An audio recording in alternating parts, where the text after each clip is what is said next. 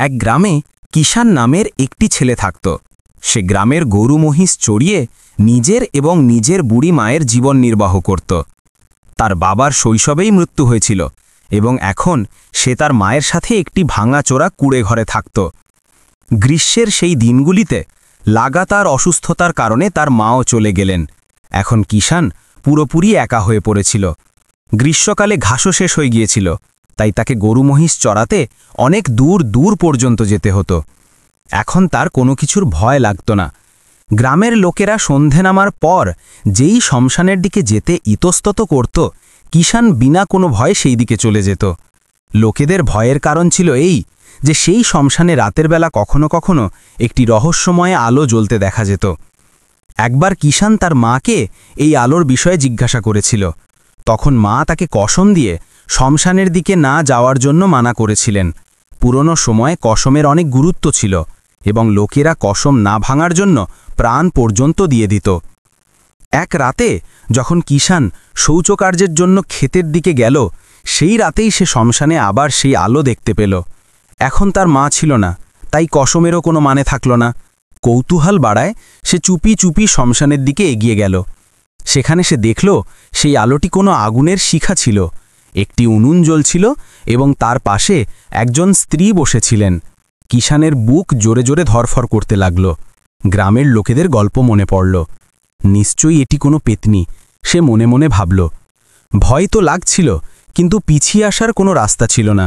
সে তার পদক্ষেপ বাড়াল। যতই সে কাছে পৌঁছল, সেই স্ত্রীর রূপ স্পষ্ট হতে থাকল। সে ছিল এক যুবতী, অদ্ভুত সৌন্দর্যের অধিকারিণী। তার মুখে একটি অলৌকিক তেজ ছিল। সে উনুনে কিছু রান্না করছিল এবং তার ভাবভঙ্গিতে কোনো ভীতিজনকতা ছিল না। কিষান অবাক হল, এত সুন্দরী মেয়ে এখানে এই জনশূন্য শ্মশানে কি করছে? তখনই যুবতী মাথা তুলল এবং সরাসরি কিষানের দিকে তাকিয়ে মিষ্টি স্বরে জিজ্ঞাসা করল, তুমি কি রুটি খাবে? কিষানের খিদে ছিল না, কিন্তু তার মুখ থেকে বিনা চিন্তাভাবনায় হ্যাঁ বেরিয়ে গেল। যুবতী একটি পাতায় শাক রুটি পরিবেশন করে তাকে দিল। কিষান যেই প্রথম ঘ্রাস মুখে দিল, সে বিস্মিত হয়ে গেল। এত সুস্বাদু খাবার সে জীবনে কখনো খায়নি। মায়ের পর তো তাকে কেবল শুকনো রুটি জুটত। সে পেট ভরে খাবার খেল। পেট ভরে যাওয়ার পর সে ঢেকুর তুলে বলল, খুব সুস্বাদু খাবার বানিয়েছ তুমি। যুবতী হাসল, যদি তুমি আমার সাথে চলো তবে রোজ তোমাকে এরকমই সুস্বাদু খাবার মিলবে। খাবারের লোভ এবং একাকিত্বের কারণে জন্ম নেওয়া খোঁজ কিষানের জন্য এই প্রস্তাব প্রত্যাখ্যান করা কঠিন করে তুলছিল। সে বিনা চিন্তাভাবনায় রাজি হয়ে গেল। যুবতী তক্ষুনি নিজের ওড়নাটি নামালো এবং কিষানের ওপর ফেলে দিল। ওড়নার স্পর্শমাত্রেই কিষানের সবকিছু অন্ধকার হয়ে গেল এবং সে জ্ঞান হারিয়ে মাটিতে পড়ে গেল। যখন তার চোখ খুলল, সে নিজেকে একটা জমকালো মহলের সুসজ্জিত ঘরে দেখতে পেল। চারদিকে রেশমের পর্দা, সোনার উপর বাসন এবং সুগন্ধি ফুল ছিল। কিষান নিজের চোখে বিশ্বাস করতে পারছিল না। সে মেঝেতে পড়ে থাকা মখমলের গদির ওপর শুয়েছিল। তখনই দরজা খুলল এবং সেই সুন্দরী যুবতী ভেতরে এলো। সে কিষানকে দেখল এবং মিষ্টি স্বরে হেসে বলল, ওঠো, আমরা তোমাকে স্নান করাবো। কিষান তার পিছু পিছু চলতে থাকল। সে কিছু জিজ্ঞাসা করতে চাইছিল, কিন্তু প্রতিবার যুবতী তাকে চুপ থাকার ইঙ্গিত দিত। অবশেষে সে ভাবল, যা হবে দেখা যাবে, এমনিতেও আমার কাছে হারানোর মতো কিছু নেই। স্নানাগারটি ছিল এক ভিন্ন জগৎ। সেখানে দুইজন মাঝবয়সী সেবক তাকে রূপোর টবে বসিয়ে সুগন্ধি তেল এবং আঁতর দিয়ে স্নান করালো। তারপর তাকে নতুন সূক্ষ্ম রেশমের পোশাক পরানো হলো। যখন কিষণ আয়নার সামনে দাঁড়িয়ে নিজেকে দেখল, সে নিজের চেহারায় অবাক হয়ে গেল। সে সাধারণ গিয়ে রাখাল কোথায়, আর এই রাজকুমারের মতো রূপ কোথা থেকে এলো? তখনই আরও একজন সুন্দরী যুবতী ঘরে এলো এবং তার হাত ধরে আরেকটি ঘরে নিয়ে গেল। সেই ঘরটি ছিল ভোজন কক্ষ, যেখানে একটি লম্বা টেবিলের উপর নানা ধরনের খাবার, মিষ্টি এবং ফল সাজানো ছিল। খাবারের গন্ধে কিষণের মুখে জল ভরে এলো। সে খাবারের দিকে এগিয়ে যাচ্ছিল। তখনই যুবতী তার হাত ধরল এবং বলল, এই সব খাবার তোমার জন্যই আছে, কিন্তু খাওয়ার আগে তোমাকে একটি শর্ত মানতে হবে। ক্ষুধায় কাতর কিষণ যে কোনো কিছু করতে রাজি ছিল। সে তক্ষুনি বলল, যেটাই শর্ত হোক, আমি মানতে রাজি আছি। যুবতী বলল, তোমাকে আমাদের জন্য ভৈরব বাবাকে এখানে নিয়ে আসতে হবে। কিশনের জন্য এটা কোনো কঠিন কাজ মনে হলো না। ভৈরব বাবা গ্রামের একজন তান্ত্রিক ছিলেন, যার সাথে কিশন এবং তার মায়ের পুরনো সম্পর্ক ছিল। প্রয়োজন পড়লে বাবা তাদের সাহায্যও করেছিলেন। কিন্তু কিশন বুঝতে পারছিল না যে এই সুন্দরী যুবতীর বাবার সাথে কি কাজ। হয়তো কোনো সমস্যা হবে, সে ভাবল। সে তক্ষণই সম্মতি দিল এবং তাড়াতাড়ি সুস্বাদু খাবার খেতে শুরু করল। খাওয়ার শেষে একজন তৃতীয় সুন্দরী যুবতী প্রকাশ হল। সে বলল, আমি রূপনগরের রাজকুমারী। ভৈরব বাবার কাছ থেকে আমার কিছু কাজ করানোর আছে, তাই তোমার মাধ্যমে তাকে এখানে ডাকতে চাই। তারপর রাজকুমারী কিশনের হাত ধরল এবং মহলের বাগানের দিকে নিয়ে গেল। বাগানে এমন সব দুর্লভ ফুল ফুটেছিল যার সম্পর্কে কিশন কখনো স্বপ্নেও ভাবেনি। বাগানের মাঝখানে ফুল দিয়ে সাজানো একটি বড় ঘর ছিল। রাজকুমারী কিশনকে সেই ঘরে নিয়ে গেল এবং তার সৌন্দর্যের জাদু ছড়াতে লাগল। কিশন তার মোহজালে বুড়ি তরফ হেসে গেল। সেই রাতে তারা দুজনে সেই ঘরে রইল। পরের সকাল থেকে কিশনের জীবনে এক নতুন অধ্যায় শুরু হলো। প্রতিদিন সে সুস্বাদু খাবার, সূক্ষ্ম পোশাক এবং রাজকুমারীর সঙ্গ পেতে থাকল। সেই আরাম এবং সুখের জীবনে এত ডুবে গেল যে তার পুরনো জীবন, তার কুঁড়েঘর, তার গ্রাম সবকিছু ভুলতে থাকল। সে বুঝতে পারছিল না যে সে স্বর্গে আছে নাকি পৃথিবীতে। রাজকুমারীর জাদু তার ওপর এমনভাবে চেপে বসেছিল যে যদি সে বলতো আকাশ থেকে চাঁদ ছেড়ে আনতে, তবে কিশন তার জন্য মই লাগাতে রাজি হয়ে যেত। কয়েকদিন এভাবেই কেটে গেল। একদিন রাজকুমারী কিশনকে মহলের একটি গুপ্ত দরজার কাছে নিয়ে গেল। দরজা সরিয়ে সে বলল, কিশন, এখন তোমাকে আবার গ্রামে যেতে হবে। সেখানে গিয়ে ভৈরব বাবাকে নিয়ে এসো। যেই তুমি বাবার সাথে গ্রাম থেকে বেরোবে, 3টে তালি বাজাবে। আমি তক্ষুনি এসে তোমাদের নিয়ে যাব। কিশন সম্মতিতে মাথা নাড়ল। রাজকুমারী আবার তার ওড়না তার ওপর ফেলে দিল এবং কিশন আবার জ্ঞান হারাল।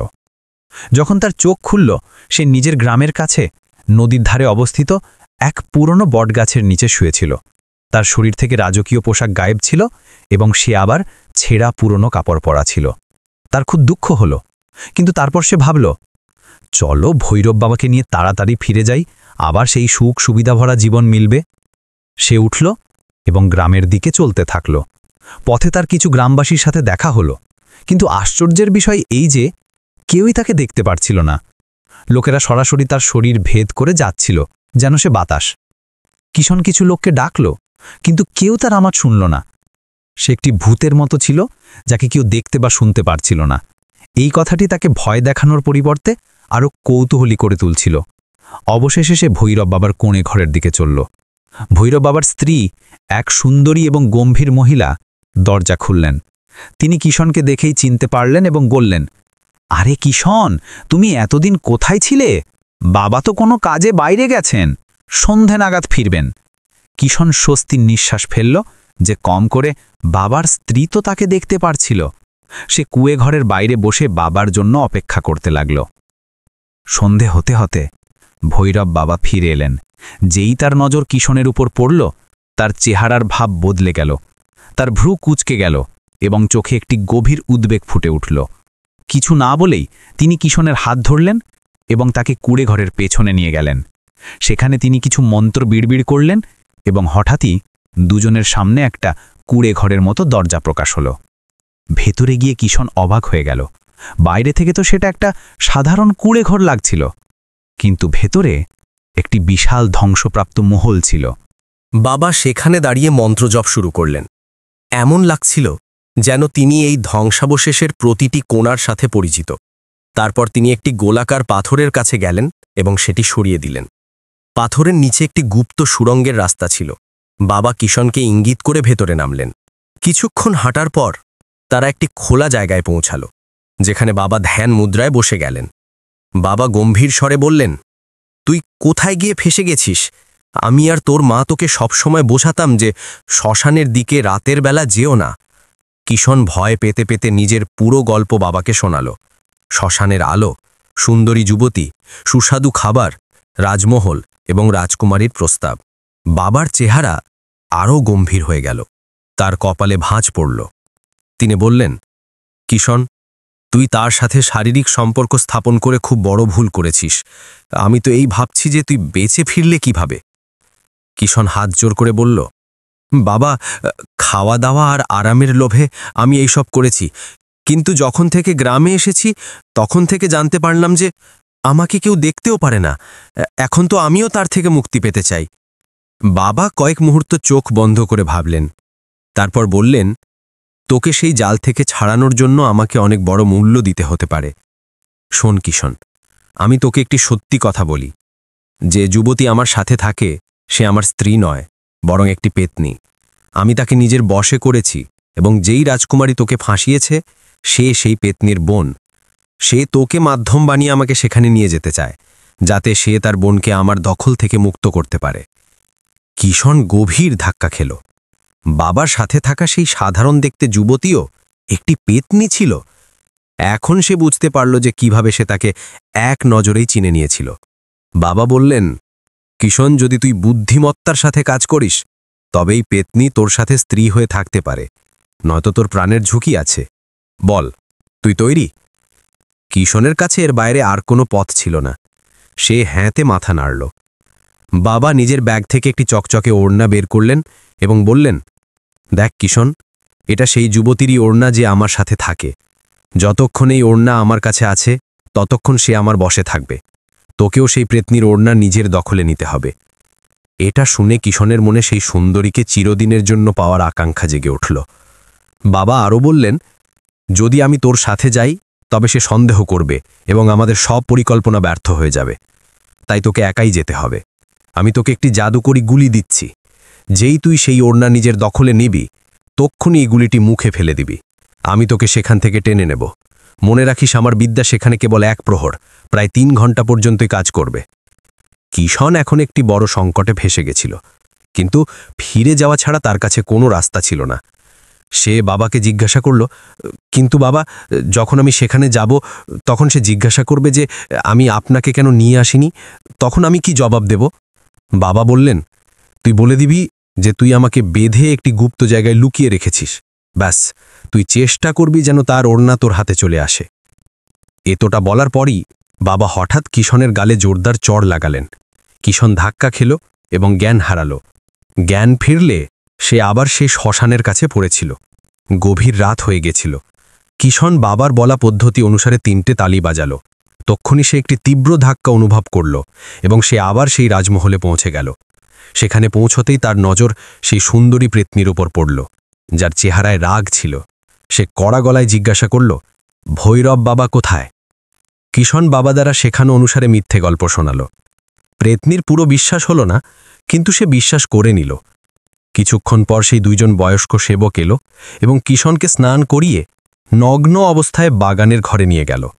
ঘরে সেই রাজকুমারী হাসি মুখে দাঁড়িয়েছিল। দুজনে আবার রাত কাটাল, কিন্তু এইবার কিষণের নিজের লক্ষ্য মনে ছিল। যেই রাজকুমারী গভীর ঘুমে ঘুমিয়ে পড়ল, কিষণ চুপচাপ পালঙ্কের নিচে পড়ে থাকা তার ওড়নাটি তুলল এবং তক্ষুনি বাবা দেওয়া জাদুকরি গুলি মুখে ফেলে দিল। গুলি মুখে ফেলতেই কিষণের মনে হলো যেন কোনো শক্তিশালী হাত তাকে টানছে। সে তক্ষুনি সেই ধ্বংসাবশেষ মহলে পৌঁছে গেল, যেখানে ভৈরব বাবা একটি হোমকুণ্ড জ্বালিয়ে বসেছিলেন। কিষণ তখনও নগ্ন ছিল। বাবা তাকে সেই ওড়নাটি কোমরে জড়াতে বললেন। কিষণ তাই করল। বাবা লাগাতার 1 ঘন্টা ধরে হোম করলেন এবং মন্ত্র জপ করলেন। হোম শেষ হওয়ার পর বাবা কিষণকে তার বাড়িতে পাঠিয়ে দিলেন এবং একই সাথে কড়া নির্দেশ দিলেন, এই ওড়না কারো হাতে যেন না লাগে, এটাকে সবসময় নিজের কাছে রাখবি। এবং এইভাবে কিষণ একটি অদৃশ্য যাত্রা থেকে ফিরে নিজের গ্রামে পৌঁছাল, যেখানে তার বাস্তবিক জীবনের দ্বিতীয় এবং সবচেয়ে অনন্য অধ্যায় শুরু হতে চলেছিল। কিষণ যখন নিজের গ্রামের দিকে চলল, তখন তার মনে অজীব এক দ্বন্দ্ব ছিল। একদিকে তো সে ভৈরব বাবার দ্বারা দেওয়া রহস্যময় জ্ঞান এবং নিজের কোমরে বাঁধা সেই ওড়না নিয়ে আশ্বস্ত ছিল, তো অন্যদিকে সেই অদৃশ্য হয়ে যাওয়ার অনুভূতি তাকে বিচলিত করছিল। সে ভাবছিল, আমি কি সত্যি আবার নিজের সাধারণ দুনিয়ায় ফিরতে পারব? আধা রাস্তা পার হওয়ার পর হঠাৎ তার শৈশবের বন্ধু কালুয়া সামনে এসে গেল। কালুয়া তাকে দেখেই ডাকল, আরে কিষণ, তুই এতদিন কোথায় গায়েব ছিলি? সবাই ভাবল তুই কোথাও চলে গেছিস, আর এই মেয়েদের ওড়না তুই নিজের কোমরে কেন বেঁধে রেখেছিস? কালুয়ার এই কথা শুনে কিশনের চেহারায় স্বস্তির ঢেউ বয়ে গেল। তাকে দেখা যাচ্ছিল সে আবার স্বাভাবিক হয়ে গিয়েছিল। সে একটি গভীর নিঃশ্বাস নিল এবং মিথ্যে বলতে বলতে বলল, আরে আর কিছু দরকারি কাজে অন্য গ্রামে চলে গিয়েছিলাম, এই ওড়না সেখানে কেউ উপহার দিয়েছিল। কালুয়া তার কথায় বেশি জোর দিল না এবং গ্রামের তাজা খবর শোনাতে লাগল। গ্রামে পৌঁছাতেই কিশনকে সবাই একই প্রশ্ন জিজ্ঞাসা করত, কিশন তুই এতদিন কোথায় ছিলি? এবং কিশন সবাইকে সেই একই মিথ্যে গল্প শোনাতে থাকল। যখন সে নিজের ভাঙাচোরা কুঁড়েঘাড়ে পৌঁছালো তখন সে একটি অজীব শান্তি অনুভব করল। এটা তার নিজের ঘর ছিল, নিজের মাটি। সে ওড়নাটিকে নিজের কবজিতে শক্ত করে বেঁধে নিল এবং পুরনো খাটিয়ার ওপর শুয়ে পড়ল। শরীর ও মনের ক্লান্তি তাকে তাড়াতাড়ি গভীর ঘুমে ঘুম পাড়িয়ে দিল। কিছুক্ষণ পর সে চুড়ির ঝনঝনানির আওয়াজ শুনতে পেল। আওয়াজ এত মিষ্টি এবং কাছে ছিল যে তার ঘুম ভেঙে গেল। সে চোখ খুলল তো দেখল যে সেই সুন্দরী প্রেতনী, যাকে সে রাজকুমারী ভাবত, তার ঘরের উনুনের পাশে বসে রুটি বানাচ্ছে। তার হাতে চুড়ি ছিল এবং চেহারায় একটি সহজ গৃহিণীর মতো হাসি। কিশনের চোখের সামনে এই দৃশ্য একটি স্বপ্নর মতো ছিল। প্রেতনী ফিরে তাকালো এবং মিষ্টি স্বরে বলল, উঠে গেলে? রুটি তৈরি আছে। কিশন আনন্দে ভরে গেল। এটা কোনো স্বপ্ন নয়, হকিকত ছিল। ভৈরব বাবার বিদ্ধে কাজ করে দিয়েছে। পরের দিন সকালে ভৈরব বাবা এসে কিশন এবং প্রেতনীর বিধি অনুসারে বিবাহ করিয়ে দিলেন। গ্রামবাসীদের জন্য এটা একটি আশ্চর্যই ছিল যে কিশনের মতো গরিব ছেলে এত সুন্দরী স্ত্রীকে কোথা থেকে নিয়ে এলো। কিন্তু বিবাহের পর সবাই তাকে স্বীকার করে নিল। কিশনের জীবন পুরোপুরি বদলে গেল। ভৈরব বাবা তাকে তন্ত্রবিদ্যার সূক্ষ্মতা শেখানো শুরু করলেন। কিশন, যে কখনো কেবল একজন সাধারণ রাখাই ছিল, এখন গ্রামবাসীর ছোটখাটো সমস্যা, অসুস্থতা এবং দুশ্চিন্তার সমাধান করতে লাগল। ধীরে ধীরে তার গণনা গ্রামের সম্মানিত লোকেদের মধ্যে হতে লাগল। প্রেতনী, যার নাম এখন লোকেরা কমলা রেখেছিল, গ্রামের মহিলাদের সাথে মিশে গেল। সে মিষ্টি কথা বলতো, সবার সাহায্য করত, কিন্তু একটি কথা সবাইকে অবাক করত, সে কখনো বুড়ি হতো না। বছর কেটে যেতে থাকলো, কিন্তু তার চেহারায় একটিও ভাঁজ এলো না। তার রূপ ঠিক তেমনই থাকলো যেমন প্রথম দিন ছিল। গ্রামবাসীরা এটাকে ভৈরব বাবা এবং কিশনের তান্ত্রিক শক্তির কেরামতি মেনে নিয়ে স্বীকার করে নিল। কিশন এবং কমলার দুটি পুত্র হল। বড়টির নাম ভোলা রাখা হলো এবং ছোটটির নাম শ্যাম। দুজনেই ছিল একদম স্বাভাবিক এবং সুস্থ। সময় পেরোতে থাকল। কিশন পরিশ্রম করে নিজের জমি কিনল এবং একজন সফল কৃষক হয়ে উঠল। গ্রামবাসীরা তাকে গরুর গাড়ি উপহার দিল। তার পরিবার এখন সমৃদ্ধি এবং খুশিতে ভরে গেল। ছেলেরা বড় হলো, জোয়ান হলো এবং তাদের বিবাহ হয়ে গেল। কিশনের ঘরে দুজন বউ এলো। এখন তার ছোট পরিবার একটি বড় যৌথ পরিবারে বদলে গিয়েছিল। কিন্তু আজও কমলা ঠিক তেমনই যুবতী এবং সুন্দরী দেখাতো যেমন প্রথম দিন ছিল। বউরা তাদের শাশুড়ি থেকে বয়সেও ছোট লাগত। এই কথা কখনো কখনো তাদের মনে প্রশ্ন সৃষ্টি করত, কিন্তু তারা চুপ থাকত। একদিন প্রতিবেশীর বাড়িতে একটি অনুষ্ঠান ছিল। সবাই কিশনের স্ত্রীকে নাচার জন্য অনুরোধ করল। সে বলল যে তার ওড়না ছাড়া সে নাচতে পারবে না। কিশন ভাবল যে এখন তো পরিবার বসেই গেছে, সে কোথায় যাবে। এই ভেবে সে ওড়নাটি দিয়ে দিল। ওড়নাটি পরে প্রেতনী নাচা শুরু করল এবং নাচতে নাচতে সে চিরদিনের জন্য গায়েব হয়ে গেল। এক মুহূর্তের জন্য নীরবতা ছেয়ে গেল, তারপর হইচই পড়ে গেল। সবার এখন বুঝতে বাকি রইল না যে কমলা কোনো সাধারণ স্ত্রী ছিল না, বরং একজন প্রেতনী ছিল যে ওড়নার জাদুতে বাঁধা ছিল। কিশন সেখানেই দাঁড়িয়ে থাকল, নিজের ভুলের জন্য অনুশোচনা করতে করতে। তার চোখের সামনে থেকে তার সুখ শান্তি, তার স্ত্রী, তার সন্তানের মা সবকিছু ছিনিয়ে নেওয়া হয়েছিল। গ্রামবাসীরা এখন তার পরিবারকে পেতনির কুবা বলে ডাকতে লাগল। কিন্তু কিশনের ছেলে ভোলা এবং শ্যাম পুরোপুরি সাধারণ মানুষ ছিল। তারা এবং তাদের স্ত্রীরা গ্রামবাসীদের ব্যবহারকে উপেক্ষা করে সবার সাথে মিলেমিশে থাকতে লাগল। কিশন তারপর আর কখনো বিয়ে করেনি। সে নিজের সন্তান এবং নাতি নাতনিদের সাথেই রইল।